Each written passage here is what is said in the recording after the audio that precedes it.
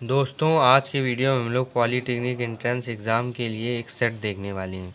और जो ये सेट है ये आपका पूरा का पूरा पॉलीटेक्निक एंट्रेंस एग्ज़ाम में ज़रूर फंसेगा। केवल ये आपको एक सेट कराया जाएगा, यही पहला सेट है और यही आपका आखिरी सेट है। ये आप समझिए, आपको केवल एक सेट कराया जाएगा, वही सेट फंसेगा।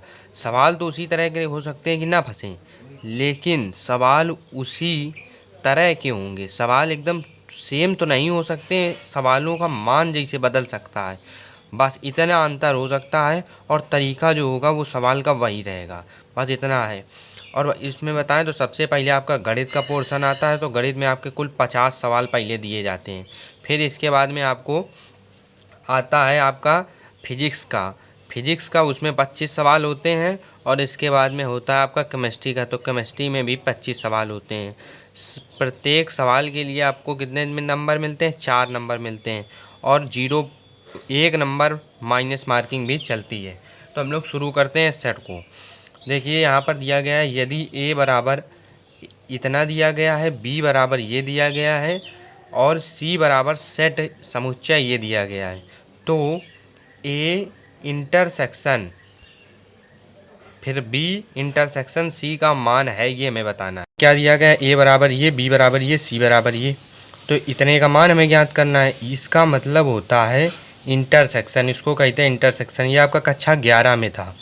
तो आप अगर कक्षा 12 तक अच्छी तरीके से पढ़े हैं तो आपको ये बहुत अच्छी तरीके से समझ में आएगा।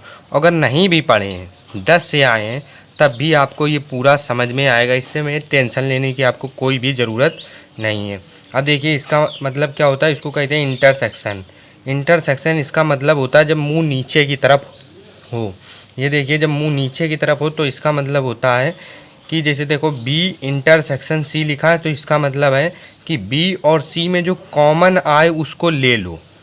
जैसे कि यहाँ पर देखो बी कहाँ है, बी और सी ये है। तो यहाँ पर देखो हमें क्या निकालना, पहले हम क्या नहीं करते हैं, इसका मान निकालते हैं, बी और इंटरसेक्शन सी इसका मान। तो बी क्या है, बी ये है, और सी क्या है, सी ये है। तो यहाँ पर हम लोग लिख लेते हैं पहले, बी क्या है 4, 6, 8, 10, 4, 6, 8, 10। इसके बाद में इंटरसेक्शन का चिन्ह लगाया और सी को कैसे लिखेंगे, 1, 2, 3, 4, 5, 6, 7, 8, 9, 10। ये हमने लिख लिया। बी लिखा और ये हमने सी लिख लिया। देखो बी बराबर ये दिया था, सी बराबर ये, और बीच में हमने चिन्ह लगा लिया। बी की जगह हमने ये लिख दिया और ये वाला चिन्ह ये लगाया इंटरसेक्शन का, और सी की जगह ये लिख दिया। अब देखो इन दोनों में कॉमन क्या आ रहा है, उसको हमें इस कोष्टक के अंदर रखना है, क्योंकि यही तो कोष्टक था। तो इन दोनों में कॉमन क्या आ रहा है, देखो 4 दोनों में कॉमन है, 6 दोनों में कॉमन है, 8 दोनों में कॉमन है और 10 दोनों में कॉमन है, और कुछ कॉमन नहीं आ रहा। तो जो कॉमन आए, यानी कि जो दोनों में मिले, दोनों में क्या मिल रहा है, 4, 6, 8, 10 ही तो मिल रहा, एक नहीं मिल रहा। देखो एक इसमें नहीं, एक इसमें है लेकिन एक इसमें नहीं, तो एक नहीं यहाँ लिखेंगे। 2 इसमें है लेकिन 2 इसमें नहीं है, तो 2 यहाँ पर नहीं लिखेंगे। 3 इसमें है, 3 यहाँ नहीं है, तो 3 इसमें नहीं लिखेंगे। 4 यहाँ है और 4 यहाँ पर भी है। ये देखो 4 यहाँ पर भी है और 4 यहाँ पर भी, तो 4 यहाँ लिख दो। इसके बाद में 5 इसमें है लेकिन 5 इसमें नहीं है, तो 5 को नहीं लिखना है। 6 इसमें है और 6 इसमें भी है, तो 6 यहाँ लिख दो। इसके बाद में 8 इसमें है और 8 इसमें भी है, तो 8 लिख दो। 10 इसमें है और 10 इसमें है, तो 10 लिख दो।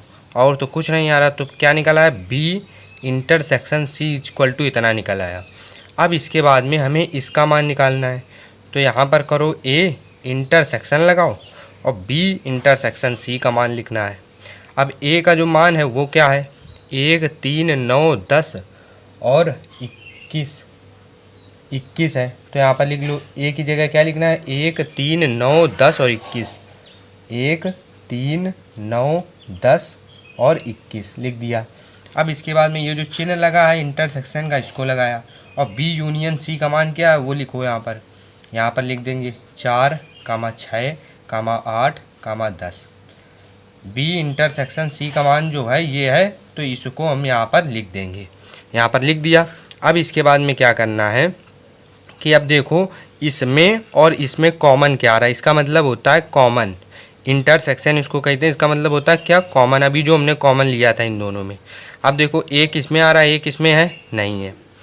3 इसमें आ रहा, 3 इसमें है नहीं है। 9 इसमें है, 9 इसमें है कहीं कहीं पर भी नहीं। 10 इसमें है और 10 इसमें है, हाँ ये 10 है। तो यहाँ पर क्या करना है, 10 लिखो और यहाँ पर कॉमा लगाओ। 21 यहाँ है और 21 यहाँ है नहीं है, तो यानी कि केवल 10 ही मिल रहा है। तो इसलिए यहाँ पर ये कॉमा हटा दो और यहीं पर कोष्टक बंद कर दो, केवल 10 कॉमन आ रहा है। तो यहाँ पर लिखेंगे A intersection B intersection C का जो मान है वो 10 होगा। ठीक है, ये जहाँ पर भी आपका उत्तर आ रहा हो वही उत्तर सही होगा। इन 4 विकल्प में देखो ये नहीं है, ये देखो है, ये मिल रहा है, तो यानी कि बी नंबर इसका सही हो जाएगा। अब हम लोग दूसरा क्वेश्चन देखते हैं। अब देखिए दोस्तों, क्वेश्चन नंबर दूसरा ये दिया गया है log 10 BC upon A square plus log 10 AC upon B square plus log 10 AB upon C square का मान है। ये 4 विकल्प दिए गए हैं। आप बिल्कुल भी टेंशन नहीं लेना, हर एक बच्चे को समझ में आएगा। देखो लॉग वाले सवाल हैं ये। इनमें सबसे पहले आपको एक चीज़ हम बताते हैं कि लॉग के अंदर अगर कैसे भी m प्लस n लिखा हो, m का मतलब हो गया कोई भी चीज़ और n का मतलब कोई भी चीज़, तो इसको लिख सकते हैं log m into n, log m into n। ठीक है, ये बिल्कुल भी गलत होगा। ठीक है, आप इसको कभी मत लिखना, हमेशा ये लिखना है। इन दोनों चीज़ों में अंतर है, आपको बता रहे हैं। log m plus log n अगर लिखा हो equal to log m into n, ये करना है। ठीक है, ये एकदम करेक्ट होगा। इन दोनों में अंतर क्या है, इसमें log के अंदर m प्लस n लिख दिया, इसका मान कभी भी इसके बराबर नहीं होगा। और जब ये अलग अलग हो, log m अलग हो, log n अलग हो, और तब हमें अगर करना है तो हम लोग इसको ये लिख सकते हैं। आपको ये ध्यान देना है इस सवाल में और आपका सवाल हो जाएगा। ये चीज़ ध्यान देना, ये सूत्र समझो, ये सूत्र की तरह आपका यहाँ पर काम करेगा। तो यहाँ पर देखो ये दिया है log, ये log है पूरा, और यम की जगह क्या दिया है, BC upon A square, plus दिया है log है, ये log है, फिर ये n की तरह दिया है, और इसको हम लोग बाद में हल करेंगे। अब देखो यहाँ पर वही चीज़ लिखते हैं। देखो log m प्लस n को क्या लिख सकते हैं, log m इंटू n। ये हमारा लिखा है log m और ये लिखा है log n। तो हम लोग क्या करेंगे, एक log लिखेंगे, एक log लिखा।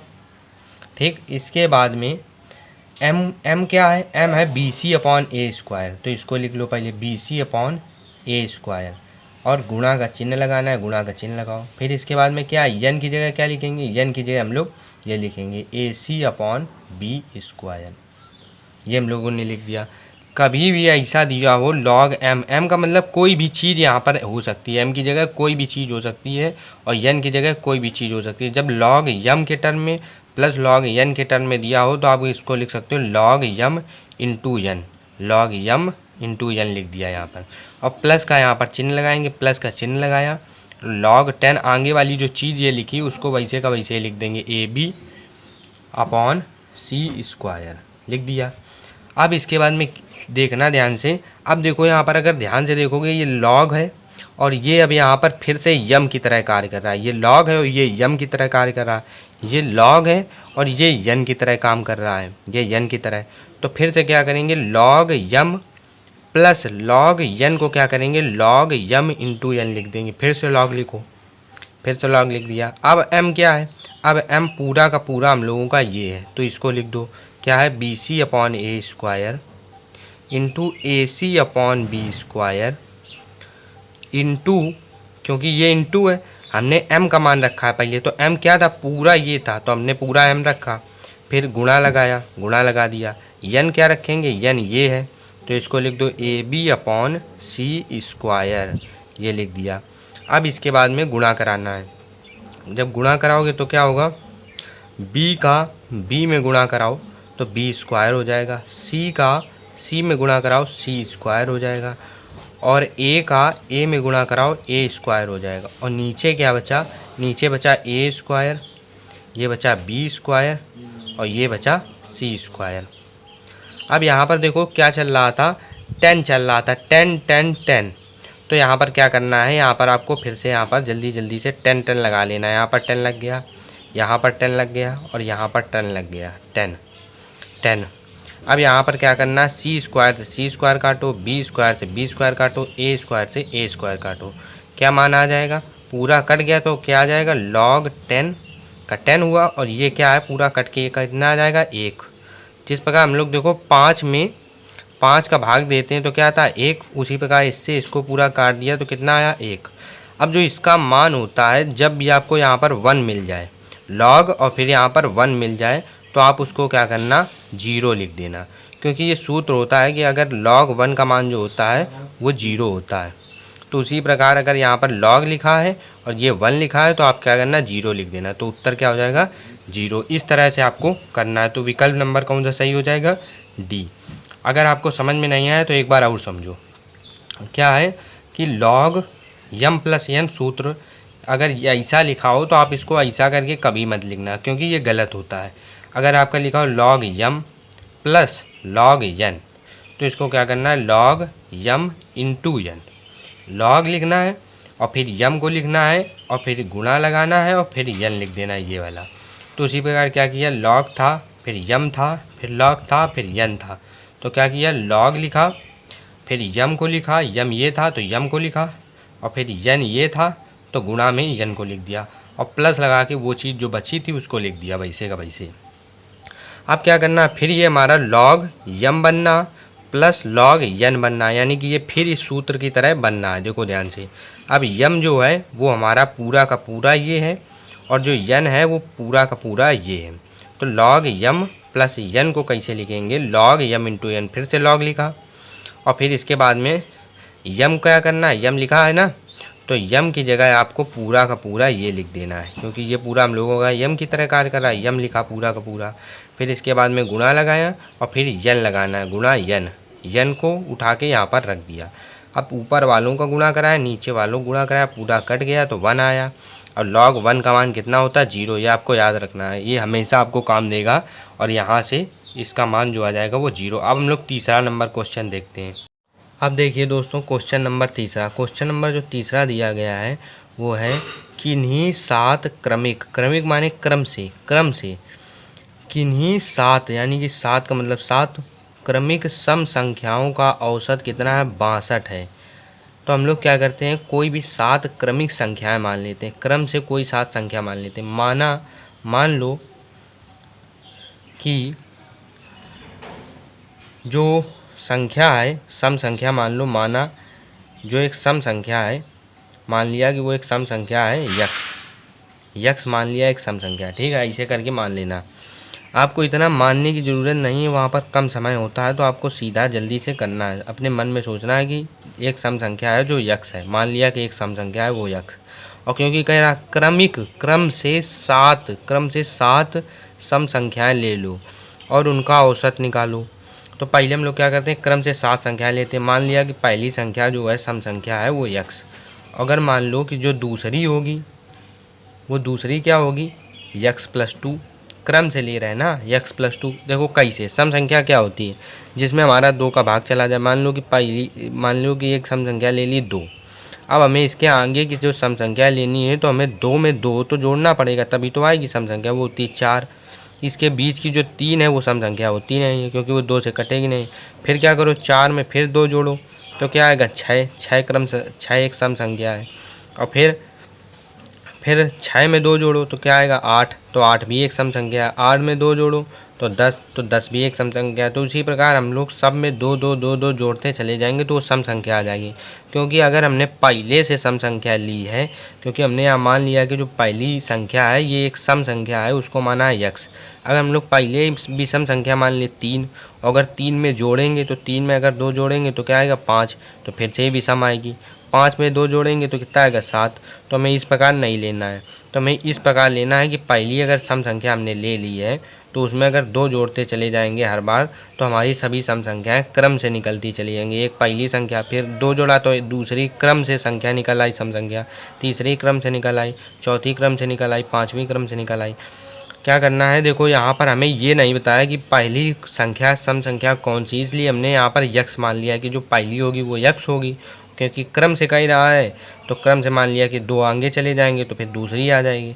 फिर तीसरी क्या आ जाएगी, तीसरी आ जाएगी यक्स प्लस 2 यक्स। इसमें क्या करना, अब इसमें 2 जोड़ो, क्योंकि हम लोग यहाँ पर 4 में 2 जोड़ रहे थे तो आगे वाली मिल रही थी, फिर 6 में, फिर 8 में। तो उसी प्रकार इसमें अब जब जोड़ेंगे यक्स प्लस 2 में 2 जोड़ेंगे तो कितना आएगा, यक्स प्लस 4।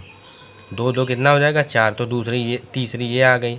अब जो चौथी की बात करें तो चौथी आएगी, इसमें 2 जोड़ दो तो यक्स, और 4 में 2 जोड़ो तो 6 हो जाएगा, यक्स प्लस 6 हो जाएगा।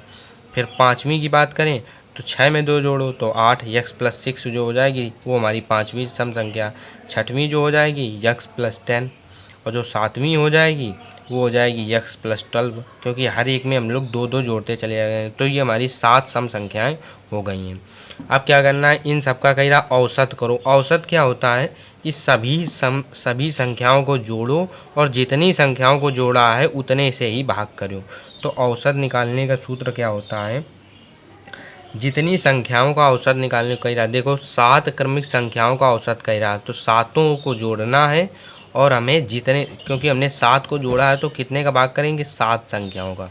7 क्या मतलब होता है कि हमने 7 संख्याओं को जोड़ा है। अगर यहाँ पर कहता 6 क्रमिक सम संख्याओं तो यहाँ पर हम लोग 6 लिखते हैं, क्योंकि हमने 6 संख्याओं को जोड़ा है। अब देखो कौन सी 7 संख्याओं को जोड़ा है, कौन सी 7 को, तो एक पहली है यक्स, फिर दूसरी है हमारी यक्स प्लस 2, दूसरी देखो ये है यक्स प्लस 2, तीसरी है यक्स प्लस 4, चौथी है यक्स प्लस 6, पाँचवीं है यक्स प्लस 8, छठवीं है यक्स प्लस 10, और जो सातवीं है वो है यक्स प्लस 12, 12। अब देखो यहाँ पर 1 2 3 4 5 6 7, क्योंकि हमने 7 संख्याओं को जोड़ा इसलिए भाग कितने करेंगे, 7। औसत का मतलब होता है जितनी संख्याओं को आप जोड़ रहे हो उतने का ही भाग कर दो, तो क्या निकल आएगा, औसत। तो हमने क्या किया, सभी संख्याओं को, सातों संख्याओं को जोड़ा और 7 से भाग कर दिया, तो ये हमारा औसत निकल आएगा। अब क्या करना है, सभी जोड़ लो, 1 x 2 x 3 x 4 x 5 x 6 x 7 x. जब 7 यक्स जोड़ोगे, 7 बार यक्स है तो 7 यक्स हो जाएगा, प्लस लगाओ। अब यहाँ पर क्या है, 2 और 4 को जोड़ो 6 हो जाएगा, 6 6 जोड़ो 12 हो जाएगा, 12 8 जोड़ो 20 हो जाएगा, 20 10 जोड़ो 30 हो जाएगा, 30 और 12 में 30 में 12 और जोड़ो 30 10 40 42 हो जाएगा, अपॉन कितना आ जाएगा, 7। अब क्या करना है, 7 का भाग देना है। अब क्या करना है, ऊपर से 7 कॉमन ले लो, 7 कॉमन लिया तो यहाँ बचा यक्स, और प्लस अंदर क्या बचेगा, 6, यानी कि 6 7 6 42, और नीचे आ जाएगा 7। 7 से 7 काटो तो क्या आ जाएगा औसत, यक्स प्लस 6 इसका औसत आ जाएगा। ये देखो आया है हम लोगों का औसत आ गया। अब देखो जो हमें क्या कह रहा था क्वेश्चन में, ध्यान दो कि जो औसत था वो कितना था, 62 था। 62 है ना, 62 है। तो जो औसत निकाला है वो किसके बराबर होगा, 62 के बराबर। कह रहा कि औसत जो है वो हमारा 62 है, तो औसत क्या होगा, ये 62 के बराबर होगा। 62 लिख दिया बराबर में, तो यक्स बराबर 62, और ये 6 उधर जाएगा तो माइनस का 6 हो जाएगा, और 6 घटाएंगे तो कितना आ जाएगा, 56। तो यक्स बराबर कितना आ गया, 56। तो ये 56 आ गया। अब क्या करना, अब हमसे आगे क्या पूछ रहा है, देखो तो पहली और छठी संख्या के योगफल, यानी कि हमें पहली और छठी संख्या को जोड़ना है और के दोगुने का चौथाई भाग, फिर उसका हमें दोगुना करना है और फिर उसमें चौथाई करना। चौथाई का मतलब 1/4 करना है। फिर उसका फिर क्या करना है, सबसे पहले पहली और छठी संख्या का योगफल करो। तो पहली कौन सी संख्या है, पहली संख्या है यक्स लिखा, और प्लस छठी संख्या है यक्स प्लस 10। इनका क्या करना है, योगफल, इनको जोड़ दो। जोड़ेंगे तो कितना आएगा, 2x प्लस 10 आ गया। अब क्या कह रहा है, जो संख्या आई है उसका क्या करना है, उसका हमें योगफल के दोगुने, अब हमें उसका दोगुना करना है। अब इसका क्या करो, इसमें 2 का गुणा कर दो, दोगुना करना है। फिर इसका दोगुना, जो हमने संख्या पहली जोड़ी है और दूसरी पहली और जोड़ी है और छठी जोड़ी, उसका हमें क्या करना है, दोगुना करना है और फिर उसका चौथाई भाग करना। चौथाई का मतलब होता है 1/4, यानी कि 1/4 का इसमें गुणा करना है। 1/4 का इसमें गुणा कर दिया तो क्या आ गया, 2 दूनी 4। तो इसमें कितने का भाग करना है, 2 का भाग करना है। तो यहाँ पर क्या आ जाएगा, 2 बटे में। जब इनको जोड़ेंगे तो 2x प्लस 10 और 2 का 2 आ जाएगा नीचे। तो 2 गुने का 1/4 हमने कर दिया, तो कितना आया 2x + 10। अब देखो यक्स का मान हमने यहाँ पर निकाला था, वो हमने इसीलिए हमारा निकल आया था 56 आया है, तो यहाँ पर यक्स की जगह रख दो 56 और प्लस 10/2। क्या आ जाएगा 2 का गुणा 56 में करो, 2 छंग 12 का 2 हासिल आएगा, 2 पंजे 10 11 112 + 10/2। अब जब यहाँ से हल करोगे तो ये आएगा 122/2। अब भाग करो, 2 छंग 12 2 एकम 2 61 आ गया हम लोगों का आंसर। तो कौन सा विकल्प नंबर सही है, जो डी है वो हमारा सही होगा। 61 नंबर 61 जो होगा वो सही होगा। 3 क्वेश्चन हो गए, अब हम लोग चौथा क्वेश्चन देखते हैं।